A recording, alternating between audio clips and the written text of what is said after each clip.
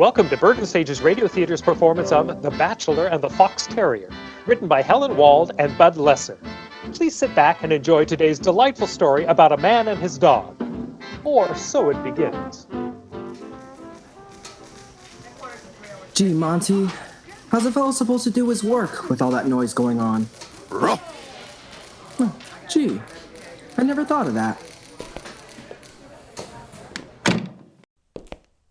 Ah, you were right, Monty. It is quieter with the door shut. Sure, two heads are better than one. Now, where was I? Oh, yeah. I wear Snuggles underwear because... Oh, no, that's no good. Why would anyone wear Snuggles underwear? No, that wouldn't do. It's too suggestive. Please. Now, let me see. I wear Snuggles underwear because they make me feel so well groomed. No, that isn't it. What are you growling at? Oh, well, don't growl at the boss, Monty. It isn't etiquette. Shh, quiet. Well. A boy and his dog right in the heart of Bemis Advertising Company. Isn't that a lovely sight? Thank you, Mr. Bemis. I had him post for the dog food ad this morning. Oh? And look at the trick I just taught him. A trick? Oh, yeah, sure. I touch his paw like this. Then when I give the signal, he starts running around, yelping and holding his paw. Now watch. Lame dog.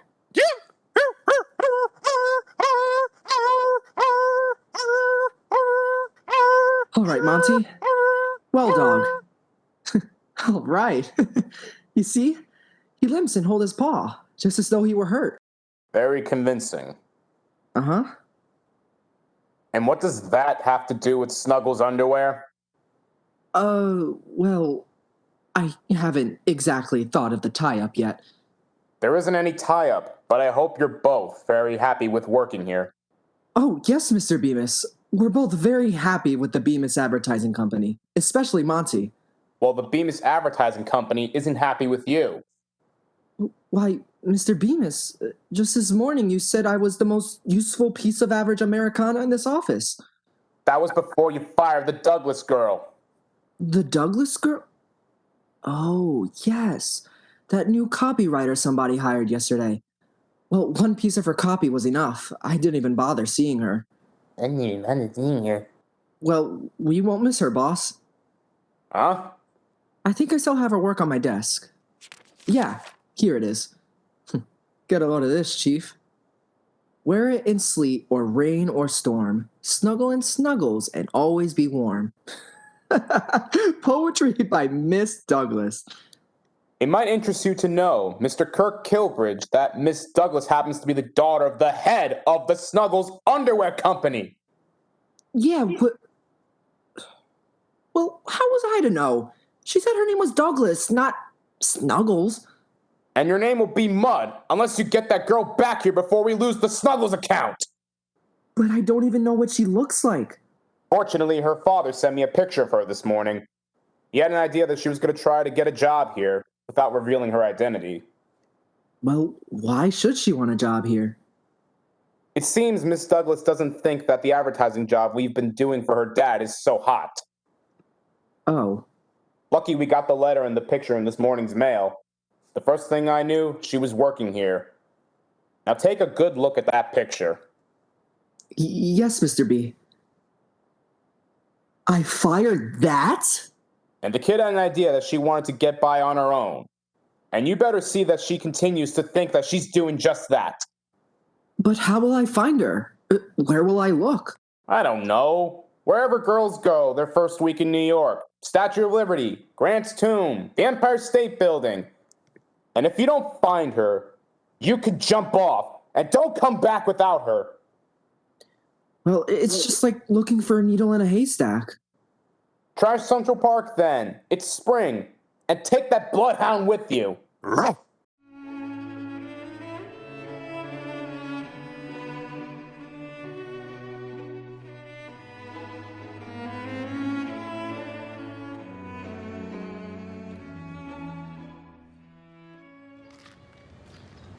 Well, we've tried the Statue of Liberty, Grant's Tomb, the aquarium, the Empire State Building.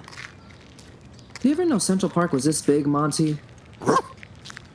Yeah, I know. But that last week's salary isn't gonna last forever. If I could just find that Douglas girl. Hey, wait a minute. Isn't that the girl on the picture? It is. Come on, Monty. We'll follow her until I get a bright idea. Well, I do get them sometimes. All right. There was the time I suggested the slogan for the tire campaign. Ah, marvelous. Marvelous idea. Oh, what would I do without you? It's a wonderful idea. All right, come on. Let's sneak over close to her without being seen. Just be quiet. All right. Now, go to her, Monty. Lame dog, lame dog.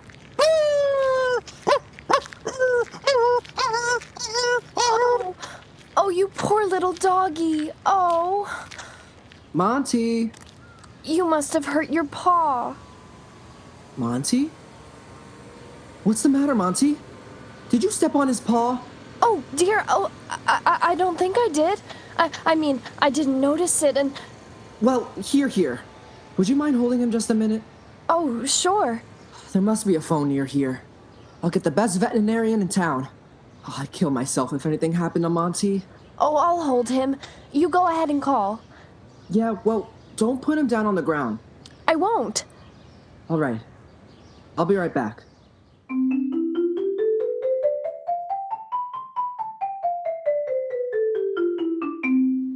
I guess the vet must be out of town or something. He didn't answer. Oh. What are you doing? Well, I'll have to rip my shirt up and make a compress or something. Oh, I see. Mm-hmm. You can dampen it in this fountain. Oh, yes. Good idea.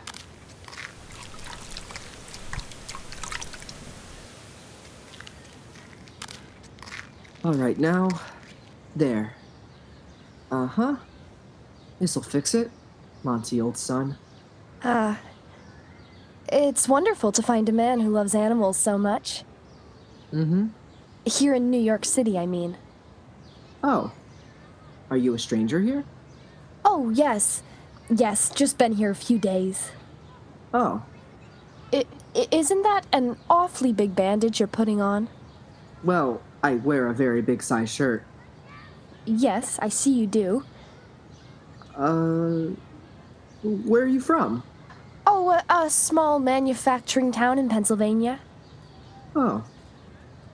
Oh, what should we do about Monty? Oh, well, better get him home. I live right near here.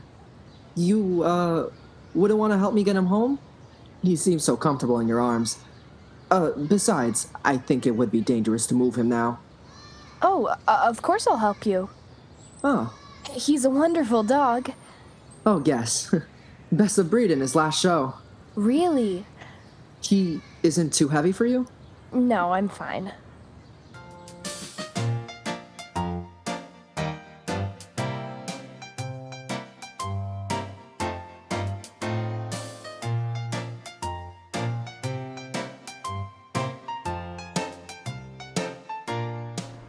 This is the building, right here. Lucky I live near the park, huh?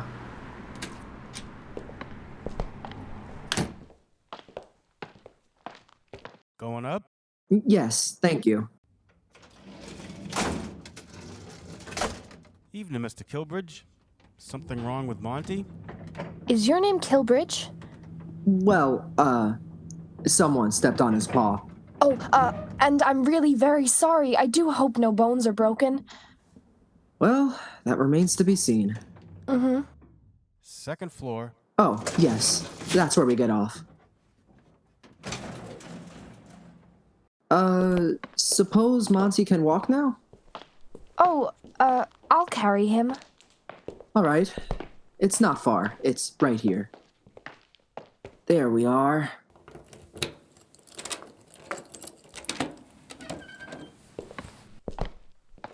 Here we are. Now, you hold him here on the sofa. I'll go get some, liniment. Fine. Oh, poor doggy. Does it hurt very much? Oh, let's see if there are any broken bones, huh?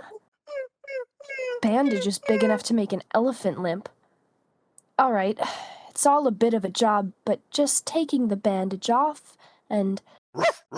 Hey! Hey! There's nothing wrong with his paw. He scooted out of my lap like a greyhound. Well, here I am with the liniment.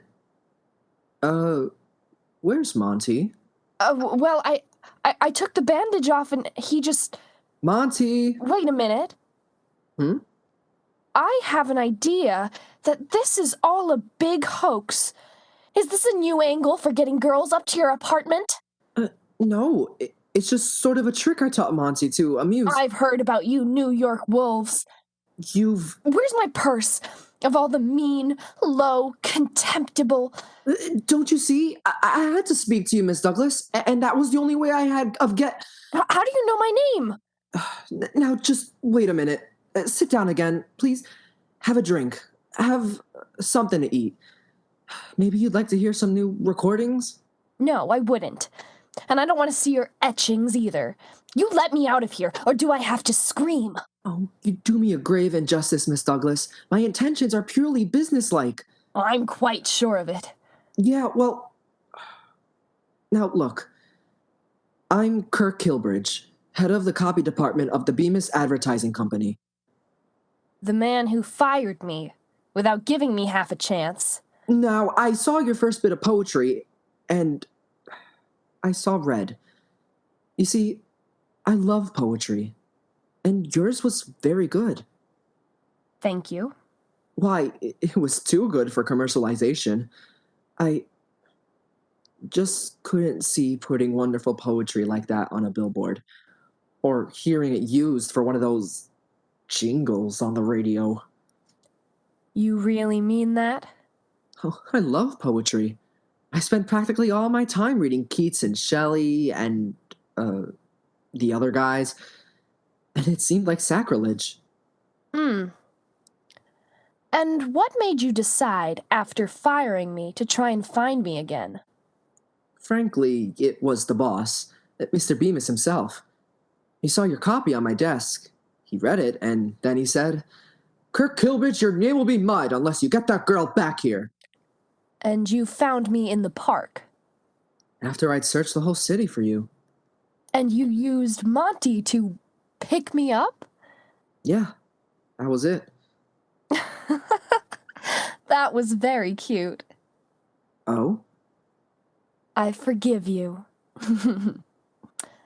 Oh. Yeah, well, would you like to hear those recordings now? I'd love to. And afterwards we can read poetry together, maybe? You really do like poetry.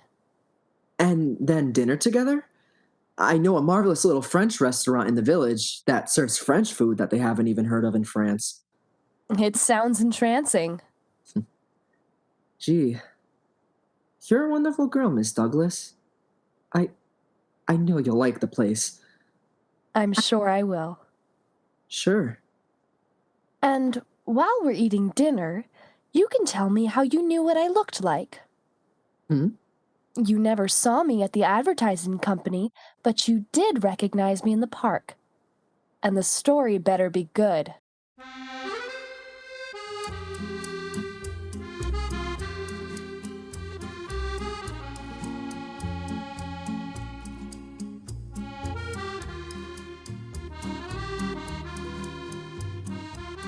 You didn't tell me about the music. I was saving that for a surprise.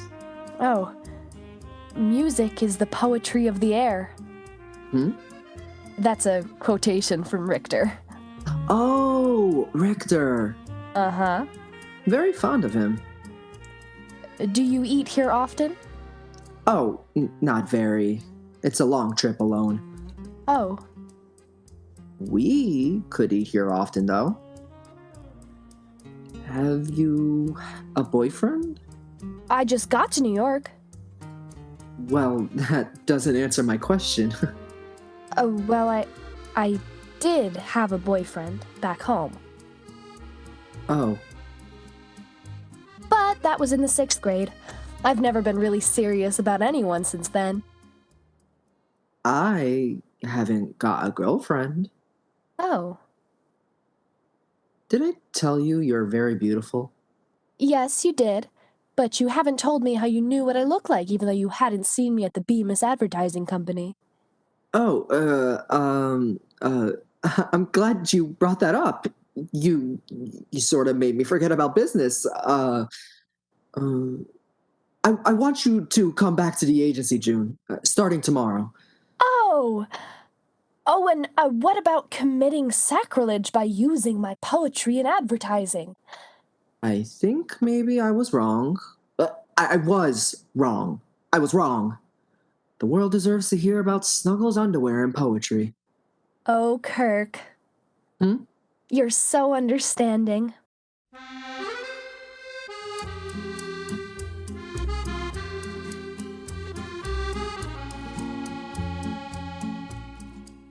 Morning, Kirk. Morning, Chief.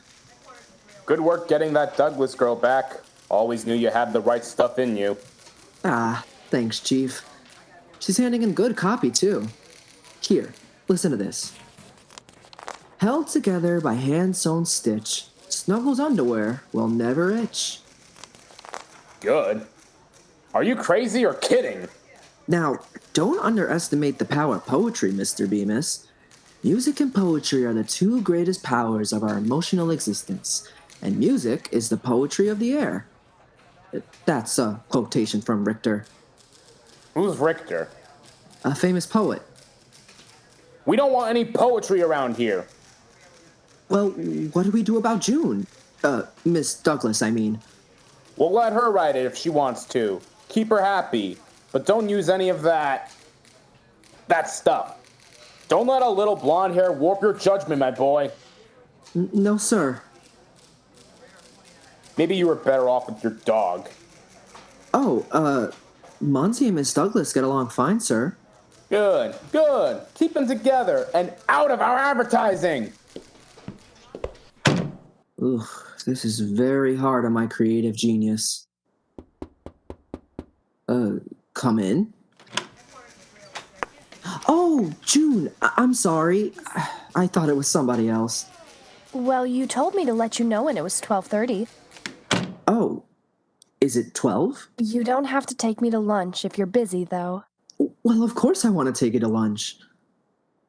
Did you like my new poem? Yes? I thought up another one. Be well dressed like Adolphe Monsieur. Wear snuggles. They'll never creep up on you. Let's go to lunch.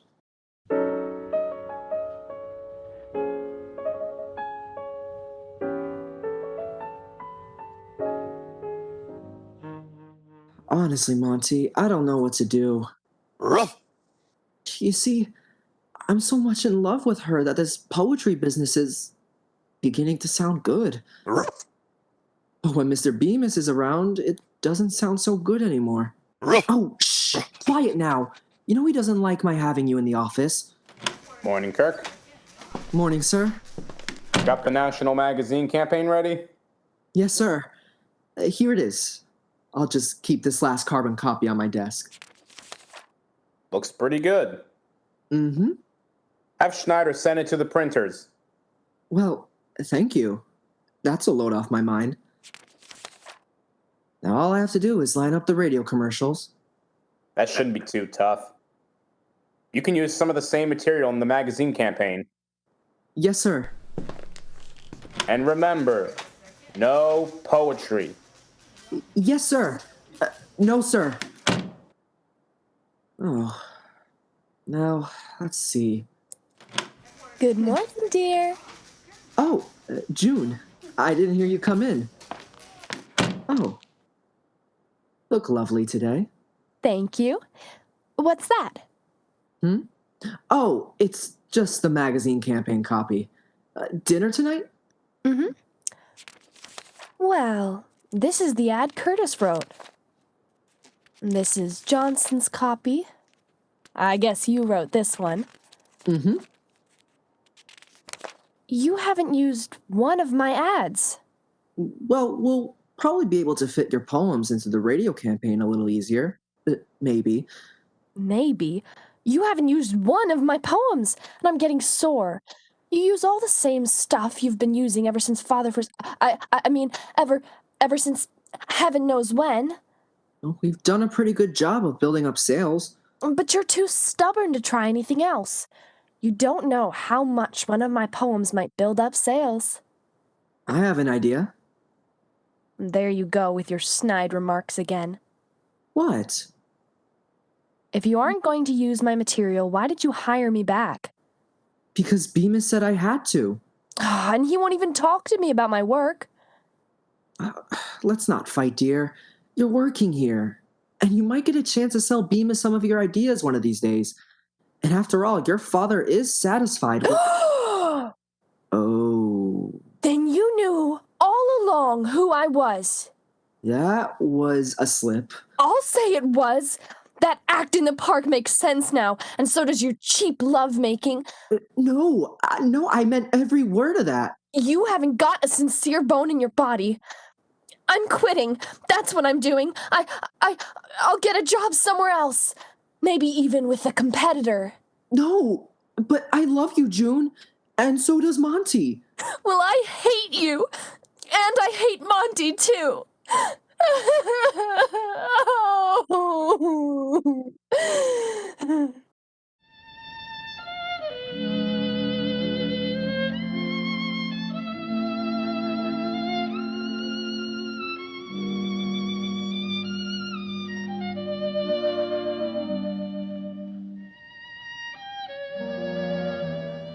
2 weeks is a long time, Monty.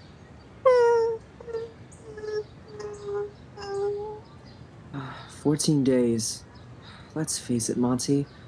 We miss her. And it isn't only because of Bemis getting sore either. You know, it was at this very spot that we first saw her, Monty. I touched her paw like that. And I said, lame dog. No, Monty, not now. I'm just remember. Stop it. Monty, will you quit it? Monty, cut it out. No more. Here, come here, you poor little doggy. I'll hold you in my arms. Even if that cruel man won't do anything but yell at you. No. He's not hurt. How can you be so cruel? I ought to report you to the Inhumane Society. That's what I ought to do. Oh, it's just a trick. A fine trick. Letting a poor little dog like that suffer. Go and get a dog doctor. A veterinarian. That's an... You can't let this dog suffer. He's not suffering. Not suffering. Look at the poor little dear.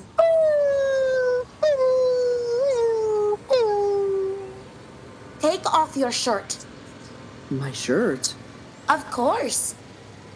We have to make a bandage for the poor little deer's foot. Don't you see him limping?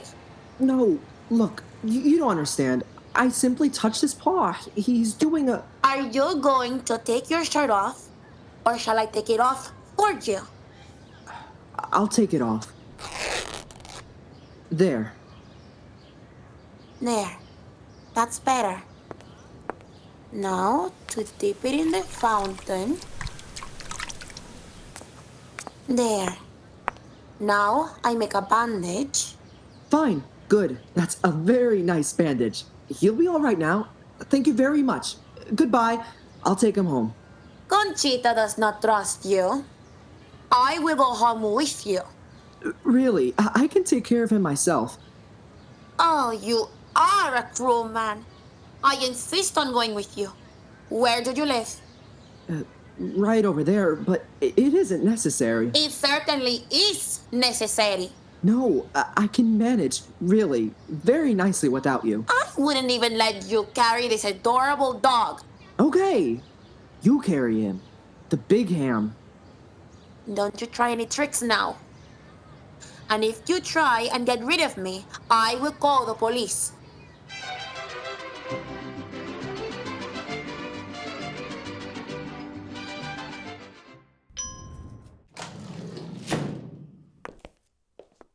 Going up?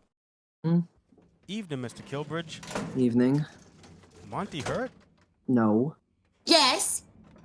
I just took a young lady up. Oh, would you stop this talking? The dog is hurt. Yes, ma'am.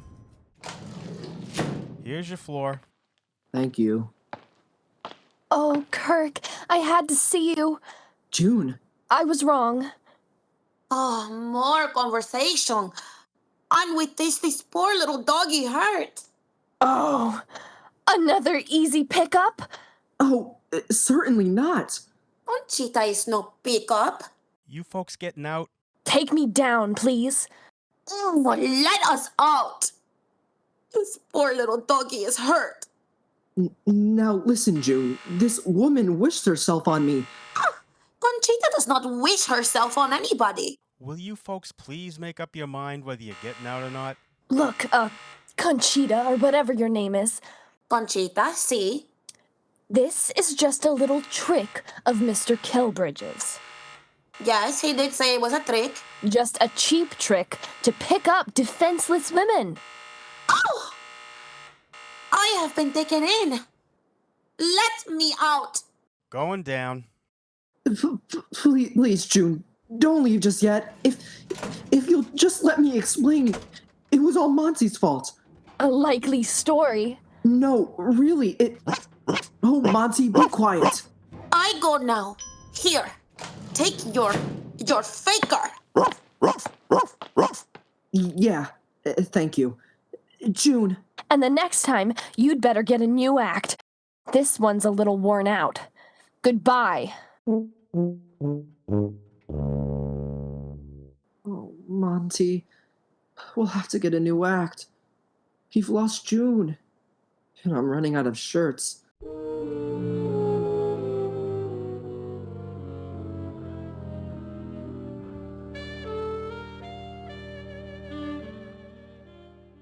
I wear Snuggles underwear because...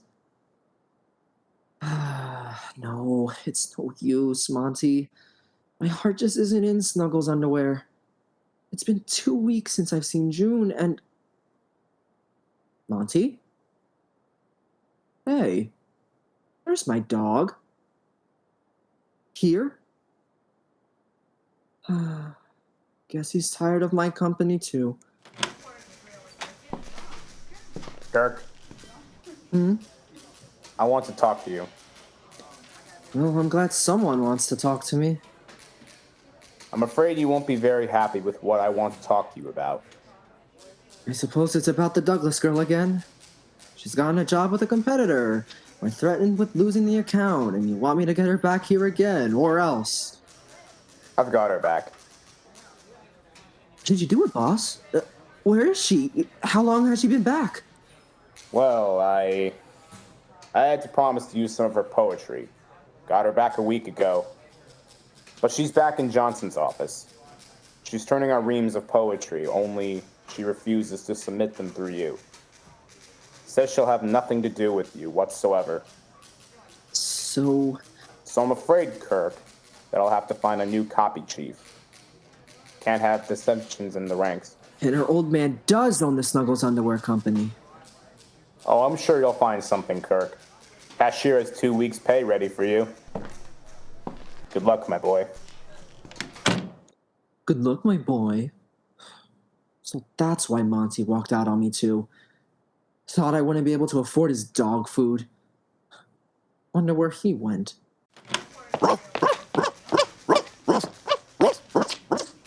So, you took my advice and taught your dog a new trick. June. A fine trick, teaching him to tear women's dresses. Just look at that. Monty did that? Well, let me tell you something, Kirk Kilbridge. You'll have to have my dress fixed for me. Well, I will. I'll even buy you a new dress. We'll go right over and pick one out. Oh, but Kirk, Only, could it be a blue dress? please, June? You look so wonderful in blue. Oh, I suppose it could be a blue dress. And could we stop and have a bite of lunch together first? It is lunchtime, you know. Then we could buy the dress.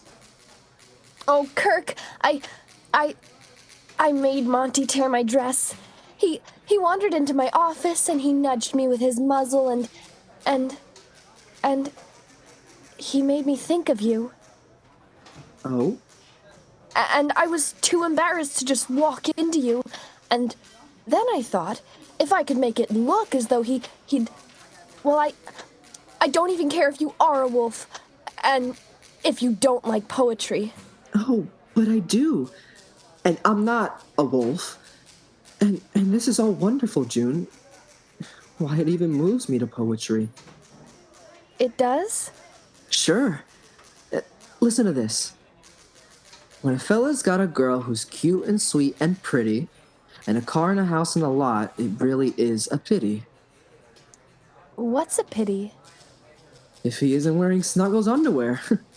Oh.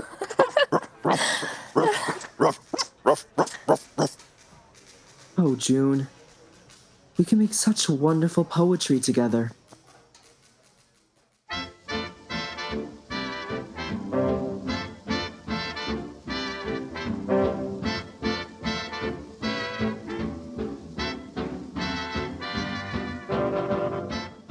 Thank you for tuning in to today's Bergen Stage's radio theater performance of The Bachelor and the Fox Terrier, written by Helen Wald and Bud Lesser. Featured in today's episode were Mark Cruz as Kirk, Peter Helf as Monty, Stella Berrettini as June, Nicholas Cirillo as the boss, Dean Matson as the elevator man, and Kayla Haskins as Conchita. Dean Matson is also our recording engineer and sound effects creator. Marianne Koch Rivera is our video engineer, and I am Jim Bumgardner, your host. Thank you to Bergen Community College, the BCC Office of Student Life, and the BCC Media Technologies Department. Tune in to another episode of Bergen Stage's Radio Theater soon, and until then, don't touch that dial. And if you do, remember to disinfect it first.